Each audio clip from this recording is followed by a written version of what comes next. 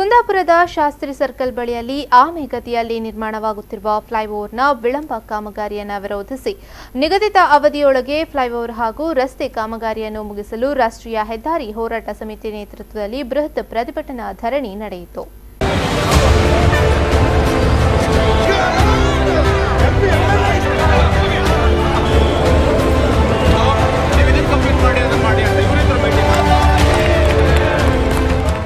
ಈ ಸಂದರ್ಭ ಮಾಜಿ ಸಂಸದ ಕೆ.ಜಯಪ್ರಕಾಶ್ ಹೆಗ್ಡೆ ಮಾತನಾಡಿ, ರಾಷ್ಟ್ರೀಯ ಹೆದ್ದಾರಿ ಚತುಷ್ಪಥ ವಿಸ್ತರಣೆಯ ಮೂಲ ಯೋಜನೆಯಲ್ಲಿ ಕುಂದಾಪುರದ ಶಾಸ್ತ್ರಿ ವೃತ್ತದ ಬಳಿಯಲ್ಲಿ ರಸ್ತೆಗೆ ಎಂಬ್ಯಾಕ್ಮೆಂಟ್ ನಿರ್ಮಾಣ ಮಾಡಿ ಸಣ್ಣ ಪ್ರಮಾಣದ ಅಂಡರ್ ಪಾಸ್ ನಿರ್ಮಾಣ ಮಾಡುವ ಉದ್ದೇಶವಿತ್ತು.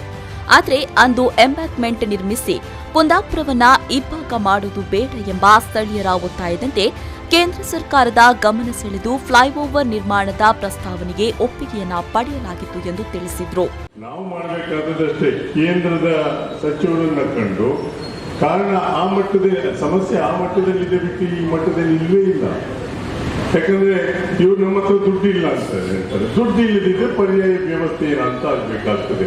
ಪರ್ಯಾಯ ವ್ಯವಸ್ಥೆ ಇದೀಗ ಇಲ್ಲಿ ರೀಜನಲ್ ಆಫೀಸಿಗೆ ಬಂದದ್ದು ರೈಸ್ ಪ್ಯಾನ್ ಇದು 30.5 ಮೀಟರ್ ಬಂದ ನಂತರ ಇಲ್ಲಿ 26.638 ಕೋಟಿ ರೂಪಾಯಿ ಅನುಮೋದನೆ ಆಯಿತು ಈ ಒಂದು ಕಾಮಗಾರಿಗೆ.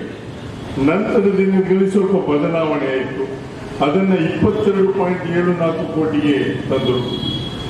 ಅದನ್ನು ಕಮ್ಮಿ ಮಾಡಿದ್ರು. ಇಲ್ಲಿಯ regional office, engineers, army construction ಅವರು ಇದನ್ನೆಲ್ಲ ಸೈಟ್ ಇನ್ಸ್ಪೆಕ್ಷನ್ ಅನ್ನು ಮಾಡಿ. ಸಭೆಯಲ್ಲಿ ಮಾತನಾಡಿದ ಸಂಸ್ಥಾನ ರಾಷ್ಟ್ರೀಯ ಹೆದ್ದಾರಿ ಹೋರಾಟ ಸಮಿತಿಯ ಪ್ರತಾಪ್ ಶೆಟ್ಟಿ ಅವರು, ಕಾಮಗಾರಿಯನ್ನ ಮುಂದಿನ 6 ತಿಂಗಳ ಒಳಗೆ ಮುಗಿಸುತ್ತೇವೆ ಎಂದು ಹೊಸ ದಿನಾಂಕಗಳನ್ನು ನೀಡುತ್ತಾ ಇರುವ ಗುತ್ತಿಗೆದಾರ ಕಂಪನಿಯ ವಾಯಿದೆಯೇ ಮುಗಿದಿದೆ ಎಂದರು. ಕುಂದಾಪುರ ಮತ್ತೆ ಮಧ್ಯ ಸಾಲಿಗ್ರಾಮದ ಸರ್ವಿಸ್ ರೋಡ್ ಅವರ ಪ್ರಥಮವಾಗಿ ಇರುವಂತಹ ಲಿಸ್ಟ್ ನಲ್ಲಿ ಬಂದಂತ ಎಸ್ಟಿಮೇಟ್ ನಲ್ಲಿ ಬಂದಂತ ಕಾಮಗಾರಿ ಬಾಕಿ ಇರುವಂತದ್ದು. ಇದು ದ್ವಾಪರ ಯುಗ, ತ್ರೇತಾಯುಗ, ಕಲಿಯುಗ, ಆ ನಂತರ ಬರುವಂತದ್ದು ಯುಗವೇ ನವಯುಗ. ಅದಕ್ಕೋಸ್ಕರ ಅವರು ಕಾಯ್ತಾ ಇದ್ದಾರೆ. ಆ ಯುಗ ಬರುವ ತನಕ ಅವರು ಕೆಲಸ ಮಾಡುವುದಿಲ್ಲ. ಧರಣಿ ನೇತೃತ್ವ ವಹಿಸಿದ್ದ ಕುಂದಾಪುರದ ರಾಷ್ಟ್ರೀಯ ಹೆದ್ದಾರಿ ಹೋರಾಟ ಸಮಿತಿ ಅಧ್ಯಕ್ಷ ಕೆಂಚನೂರು ಸೋಮಶೇಖರ್ ಶೆಟ್ಟಿ ಮಾತನಾಡಿ, ಯೋಜನಾ ವೆಚ್ಚ ತಯಾರಿಸದೆ ಕಾಮಗಾರಿಗಳನ್ನು ನಡೆಸಲಾಗ್ತಾ ಇದೆ. ನಿಗದಿ ಮಾಡಿದ ಹಣಕ್ಕಿಂತ ಹೆಚ್ಚು ಹಣಗಳು ಯೋಜನೆಗೆ ಬಳಕೆಯಾದರೂ ಪ್ರಶ್ನಿಸುವವರೇ ಇಲ್ಲ. ಜಿಲ್ಲೆಯಲ್ಲಿ ನಡೆಯುವ ಯಾವುದೇ ಸಭೆಗಳಿಗೂ ಹೆದ್ದಾರಿ ಪ್ರಾಧಿಕಾರದ ಹಿರಿಯ ಅಧಿಕಾರಿಗಳನ್ನು ಕರೆಸಿಕೊಳ್ಳಲು ಸಾಧ್ಯವಾಗ್ತಾ ಇಲ್ಲ ಎಂದರು. ಈ ಸಂದರ್ಭ ಹೋರಾಟ ಸಮಿತಿಯ ಕಿಶೋರ್ ಕುಮಾರ್, ಸಿಪಿಎಂ ಪಕ್ಷದ ಹಿರಿಯ ಮುಖಂಡರಾದ ಎಚ್ ನರಸಿಂಹ, ವೆಂಕಟೇಶ ಕೋಣಿ ಹಾಗೂ ಮತ್ತಿತರರು ಮಾತನಾಡಿದರು.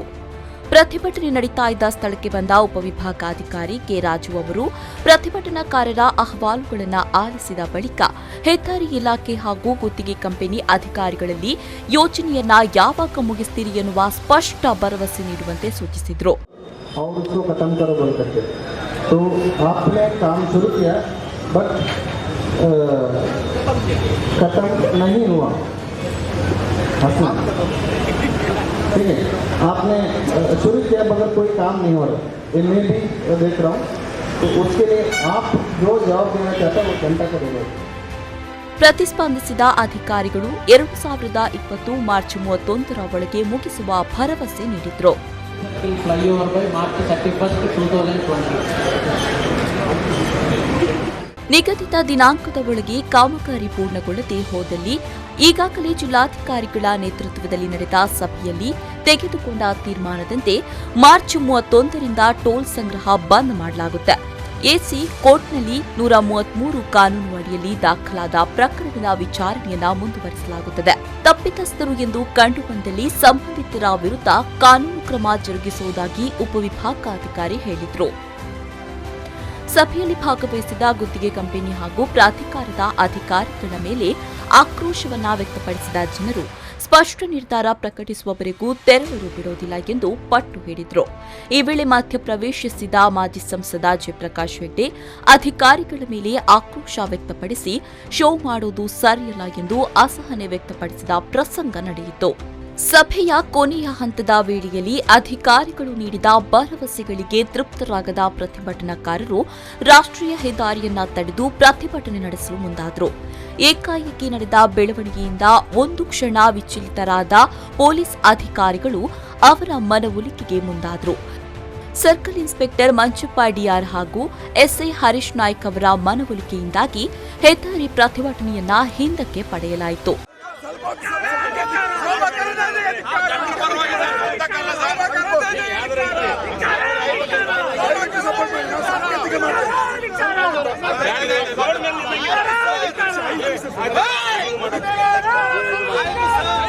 ಪ್ರತಿಭಟನೆಯಲ್ಲಿ ಸೋಮಶೇಖರ್ ಶೆಟ್ಟಿ ಕೆಂಚನೂರು, ಬಿ ಕಿಶೋರ್ ಕುಮಾರ್, ರಾಜೇಶ್ ಕಾವೇರಿ, ಶಶಿಧರ್ ಹೆಮ್ಮಾಡಿ, ನಿತ್ಯಾನಂದ ಶೆಟ್ಟಿ ಅಂಪಾರು, ಗಣೇಶ್ ಮೆಂಡನ್ ಎಲ್ಐಸಿ ರಸ್ತೆ, ನ್ಯಾಯವಾದಿಗಳಾದ ಗೋಪಾಲಕೃಷ್ಣ ಶೆಟ್ಟಿ ಶಿರಿಯಾರ ಹಾಗೂ ಮತ್ತಿತರರು ಉಪಸ್ಥಿತರಿದ್ದರು. ಶ್ರೀಕಾಂತ್ ಹೆಮ್ಮಾಡಿ, ವಿ4 ನ್ಯೂಸ್ 24/7 ಕುಂದಾಪುರ.